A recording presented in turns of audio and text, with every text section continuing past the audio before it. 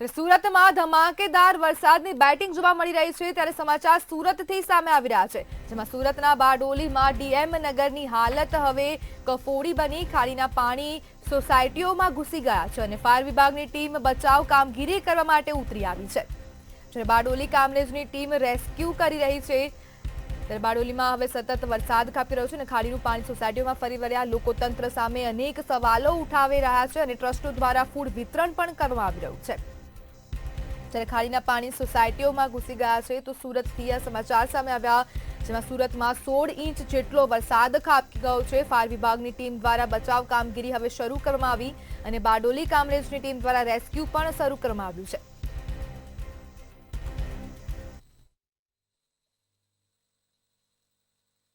બે દિવસના ધોધમાર વરસાદે જે છે તે તારાજી સર્જી છે। ત્યારે બારડોલીની વાત કરીએ ત્યારે બારડોલીમાં જે કહી શકાય કે આ દ્રશ્યો તમે જોઈ રહ્યા છો આ દ્રશ્યોમાં ઘૂંટણસમાં એટલે કે કેડસમાં પાણી હાલ અત્યારે ભરાઈ ગયા છે। આ બાજુના દ્રશ્યો હું તમને બતાવવાનો પ્રયત્ન કરીશ કે આ ડીએમ નગરના જે દ્રશ્યો છે તેમાં હાલ અત્યારે લોકોના ઘરમાં પાણી ભરાઈ જવા પામ્યા છે। તો બીજી તરફ ક્યાંક ને ક્યાંક તંત્રની પ્રી મોન્સૂન કામગીરી ઉપર આ જે છે તે સવાલો ઉઠ્યા છે। ત્યારે હાલ અત્યારે જે લોકોના ઘરમાં જે પાણી ભરાઈ ગયા છે લોકો હાલ અત્યારે મજબૂર બન્યા છે।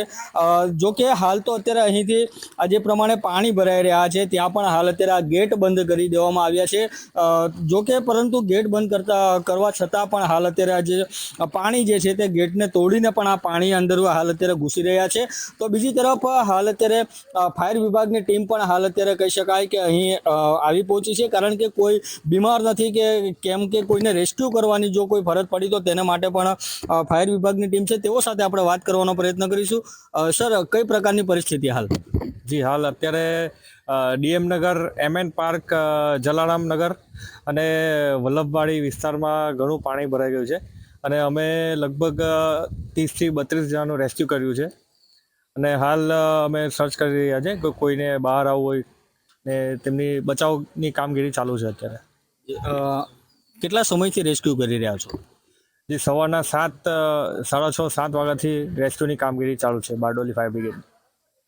કહી શકાય કે હાલ અત્યારે ડીએમ નગરની આ જે પરિસ્થિતિ છે કઈ રીતની છે? હાલ અત્યારે ડીએમ નગરમાં કમરથી ઉપર સુધીના પાણી છે અને હાલ પાણીની સ્થિતિ થોડીક ધીમે ધીમે ઉતરી રહી છે અને જે બી કોઈ વ્યક્તિ ફસાયેલું હોય તેમને અમે શોધી રહ્યા, કોઈને રેસ્ક્યુ કરવાનું હોય, કોઈને બહાર નીકળવું હોય તેને અમે જોઈ રહ્યા છીએ। ચોક્કસથી હાલ તો અત્યારે ફાયર વિભાગ પણ સતત એલર્ટ જોવા મળી રહી છે। તો બીજી તરફ આ બાજુના પાછળના દ્રશ્યો બતાવવાનો પ્રયત્ન કરીશ કે આ લોકો જે છે તે ફૂડ પેકેટ લઈને આવી રહ્યા છે કારણ કે હાલ અત્યારે અહીં જે પ્રમાણે પાણી ભરાયા છે તો કોઈ પણ પ્રકારનું જમવાની વ્યવસ્થા પણ તેઓ પાસે નથી। તેને લઈને હાલ અત્યારે આજે કેટલાક યુવાનો જે છે તેઓ દ્વારા ફૂડ પેકેટની વ્યવસ્થા કરવામાં આવી છે। તેઓ સાથે વાત કરીશું। શું નામ છે તમારું? વિવેકભાઈ। વિવેકભાઈ, ક્યાંથી આવો છો? અમે માછીવાડથી। માછીવાડથી ફૂડ પેકેટ લઈને આવ્યા છો, કેટલા ફૂડ વિતરણ કર્યા અત્યાર સુધી? અમે 500 ફૂડ વિતરણ ત્યાં શિવ શક્તિમાં કર્યા પછી અહીંયા આવ્યા। કેવું પાણી ભરાયું છે, કેવી તકલીફ? બહુ તકલીફ છે। શું કહેશો તમે, શું કહેશો? બહુ ખરાબ પરિસ્થિતિ છે। અમે તો ચેરિટેબલ ટ્રસ્ટમાંથી છે, નમો નમો ચેરિટેબલ ટ્રસ્ટ છે, આવી રીતે મદદ રૂપે અમે આવી રહ્યા છે પણ એને પગમાં એવું આપવા। કેટલા યુવાનો છો તમારી સાથે? અત્યારે 15 યુવાનો છે। 15 યુવાનો છો।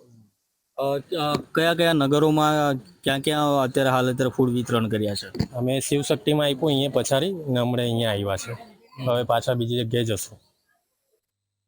કહી શકાય કે હાલ અત્યારે જે યુવાનો જે છે તે ફૂડ વિતરણ કરી રહ્યા છે કારણ કે આ જે પાણીઓ જે ભરાયા છે તે પાણીને લઈને ક્યાંક ને ક્યાંક સમસ્યાઓ જે છે તે સમસ્યા યથાવત જોવા મળી રહી છે। લોકો જે કહી શકાય કે આ પાછળના દ્રશ્યો બતાવવાનો પ્રયત્ન કરીશું કે લોકો હાલ અત્યારે પોતાના જે ઘરમાં જ ઘરમાંથી બહાર નહીં નીકળવાની પરિસ્થિતિ સર્જાઈ રહી છે। આપણે કહી શકાય કે તેઓ સાથે આપણે વાત કરવાનો પ્રયત્ન કરીશું કારણ કે જે પ્રમાણે હાલ અત્યારે તંત્ર દ્વારા જે છે તે પ્રી મોન્સૂન કામગીરી નહીં કરી હોવાને કારણે આ જે પાણી જે ભરાઈ ગયા છે આ પાણી તમે જોઈ શકો છો કે હાલ અત્યારે કેડસમાં પાણી છે અને કારણ કે જે પ્રમાણે દર વર્ષની સમસ્યા પણ હોય તેવું લાગી રહ્યું છે કારણ કે તંત્ર દ્વારા કોઈ પણ પ્રકારની કામગીરી નથી કરવામાં આવી રહી હતી। આપણે સ્થાનિકો સાથે જે છે સ્થાનિક છે તેઓ સાથે આપણે વાત કરવાનો પ્રયત્ન કરીશું। શું નામ છે તમારું? મારું નામ બળવંતભાઈ છે। હું છેલ્લા 10 વર્ષથી ડીએમ નગરમાં રહું છું છેલ્લા 4 વર્ષથી અહીં પાણી ભરાવાની સમસ્યા વધારે પ્રમાણમાં થઈ છે.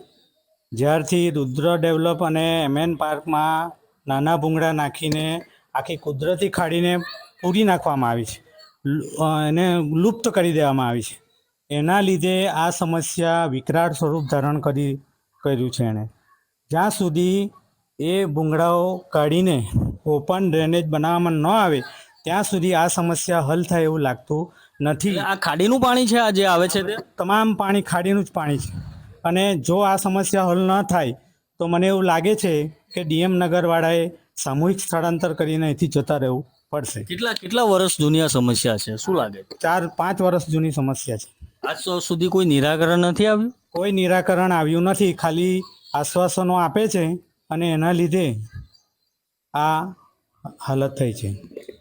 ચોક્કસથી કહી શકાય કે આ જે સ્થાનિકો છે તેઓ પણ હાલ અત્યારે કહી રહ્યા છે કે આ ક્યાંક ને ક્યાંક આ તંત્રની બેદરકારી તેમજ આજે પાણી જોવા મળી રહ્યું છે તે ખાડીનું પાણી છે, કારણ કે જે પ્રમાણે ડાયવર્ટ કરવામાં આવી રહ્યું છે પાણી, તો તેને લઈને હાલ અત્યારે અહીં જે આ સોસાયટીના રહીશો છે તે આ સમસ્યાનો ભોગ હાલ અત્યારે બની રહ્યા છે. તેમજ કહી શકાય છે કે સ્થાનિકો પણ કહી રહ્યા છે જો આવીને આવી સમસ્યા યથાવત રહેશે તો તેઓને સ્થળાંતર કરવાનો વારો પણ આવી શકે તેમ છે.